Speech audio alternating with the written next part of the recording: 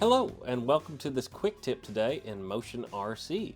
We're going to be going over how to spray your XF series paints available now at Motion RC through your Benchcraft airbrush. Now these are available, they've been on the site for a while. Really a good little airbrush to start out with. I think one of the things that a lot of guys are intimidated from is actually picking up the airbrush and starting to use it. And I want to show you in this video how simple it is to actually get good results using this inexpensive airbrush and our compressor right off the website. This is our full setup. No tricks involved here, just using our equipment here to show you how easy and fun airbrushing can be. So in an earlier video I did how-to on kind of customizing the Heng Long Tiger that you see here. We have just the top today we're going to be painting. We're basically just going to be doing one coat of this German gray XF63 just to get a nice base coat. We're going to do a lot more detailed video on how to actually do this, but today's video is just showing you exactly how I mix paint up to use it in the airbrush to spray it on here. So without further ado, let's get to mixing some paint. So you can see this jar has already been opened and used in the past and well loved, but what I want to talk about is if you're going to only airbrush paints, what you can do is pop the seal on a new bottle and you're going to see that there's a certain level to the paint right out of the box. There's this little bit of open space. If you'll take some X20 thinner and fill that up to the top, then shake this up, you can actually spray straight from the pot through the airbrush. It thins it down to the perfect consistency. Now, I don't normally do that just because I also like to paint on a palette onto it with a brush. If you're going to only airbrush this paint, you can do that. You can mix that in there and go on and just have it airbrush ready all the time. Now for me, what I personally like to do is I keep my paint standard, I keep this off to the side, and I keep a pipette like this. And I always keep one that's clean and one for paint. So this is my thinner one, I keep it in a certain spot, and this is my paint one. This way I can suck this up, put it in the brush, then take my thinner, put that in the brush, and not contaminate different colors with it. That's why I do that. The other thing I do, if you can hear this, I go on ahead and I add some stainless steel metal balls to this. They're basically little ball bearings. You can buy them that are specifically made for paint where they won't rust over time. And you drop 2 of those in here, and when you shake it, you get a good mixture. Now, the reason we do that is so we can mix this up, agitate it, and get all the pigments floating around in the bottle the way we want it. You can manually stir these, but I find this is the only way to live once you've done it because it makes your life so much easier. So I'm going to give this a good shake, and then we're going to get some paint in the brush. Now, as far as the brush goes, I always leave water in this anytime I'm not using it. I dumped it into this little container. Keep a little plastic Tupperware around just to dump fluids in throughout the day as we're cleaning the brush and working through this. Once I've done that, I just go on and make sure the water is sprayed out of the brush. It's good and clean. It's spraying good. And now we're ready to actually put some paint into the brush. So, I 3D printed this. If you don't have that, just some kind of a thing to hold your brush while you're working with is a very useful thing. So we're going to pop our lid off. We're going to grab our paint dropper, take a little bit of that paint, and put it in the brush. We're going to need quite a bit of this, so we're going to go a little extra today. I'll give it a squirt and a half. Now you can always mix more up, so don't feel bad about getting too little in there. Too little's okay, too much is hard to put back in there. So I normally do half and half on this, and it seems to be pretty good. Like I said, you can do this how you wish. If you want to mix it in the bottle first, I just put that in there, about half and half. Now I keep this old paintbrush just laying around. This is literally like a 30-cent paintbrush. Nothing expensive here. You don't need a good quality one for this. And I'm going to use it to go down in the barrel of the airbrush. So I'm going to take that right down inside now and mix everything up as good as I can. And what you're going to see is you get it to a certain consistency here. You want that consistency to be almost like water, where it runs right down when you get it mixed up right. You put it on the edge there and it kind of runs down real simple. Doesn't stick to the side, you know you've got it to that right consistency. Now, the next thing we need to do, we mixed everything in the pot, but we haven't mixed what went down inside of here. So we're gonna hold our finger over the end and pull back the trigger just a little bit till we get bubbles. What that's gonna do is mix the stuff that's in the end of the barrel also now.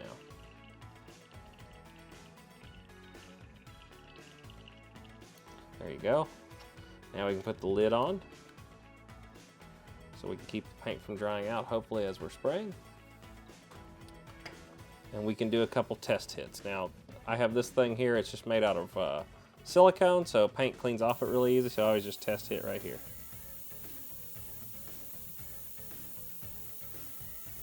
Yep, it's spraying nice. So now we can grab the actual part and begin painting.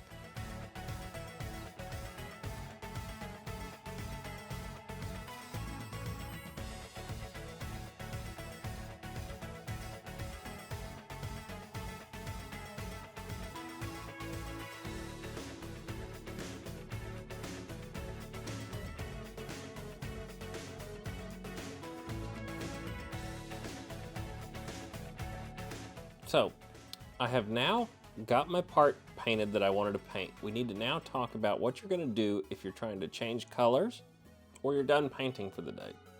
You can still see we have paint in the bottom of the barrel. What I like to do is grab one of these little squirters right here, take it over a cup, and squirt it out.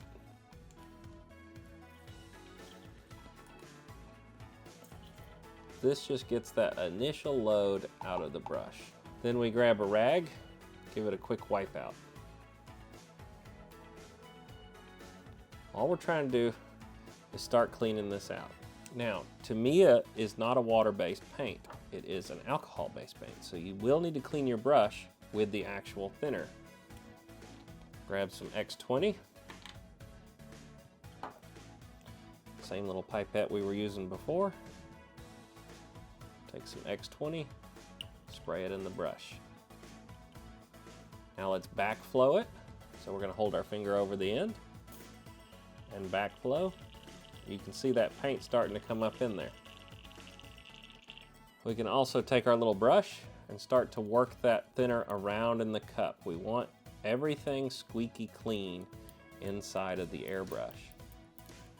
The cleaner you can keep your airbrush, the better it's going to continue to work for you. Whether you're using a really expensive airbrush or this airbrush, there's no difference as far as spraying the brush if you don't keep it clean. This is one of the most important things you need to learn while you're doing this. The cleaner you keep everything, the better your results are going to be. We can take our water again and squirt that out, just like so. You can see we're getting pretty clean. Now, I normally like to do 2 rounds of this. So we're going to take a little bit more of the 20. We're going to put it in the brush. Backflow. And you can see now we're not getting any paint. At this point, now we can spray the thinner through the airbrush. We don't want to spray the thinner until we know we've got the cup completely clean. We don't want any chunks breaking off and going down into the barrel because they will instantly clog it. Another little tip, this end piece right here unscrews. You can actually paint with this off, but now you can see our little bitty needle is actually exposed.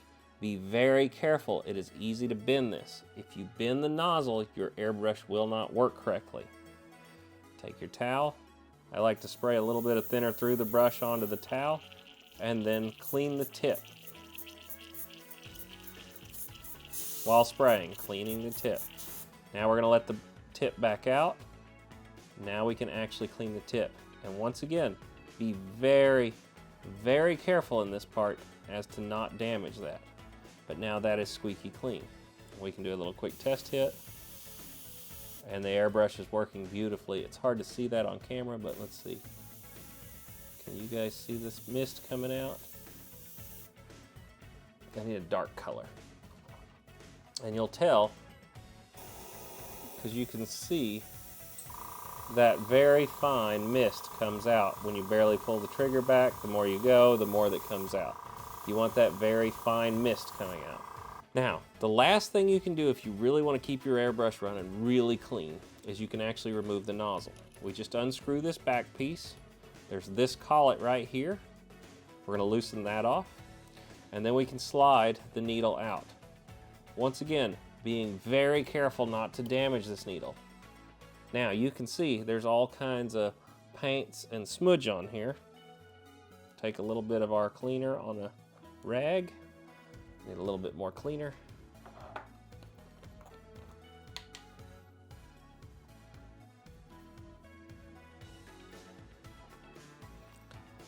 And we're going to just clean this ever so gently, being very careful when we get around this tip piece, not to bend it. You can see just this little bit of pressure is actually going to lean this guy over just ever so slightly.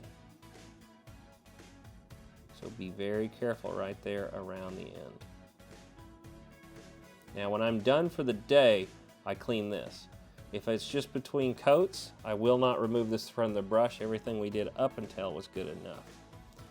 But I just want you guys to see proper maintenance of your airbrush. If you can get this part down, everything else gets so much easier. And now that thing is spotless. When you put it back in the airbrush, this is very important. Do not push very hard. If you push too hard and it's not lined up right, it's going to bend that tip.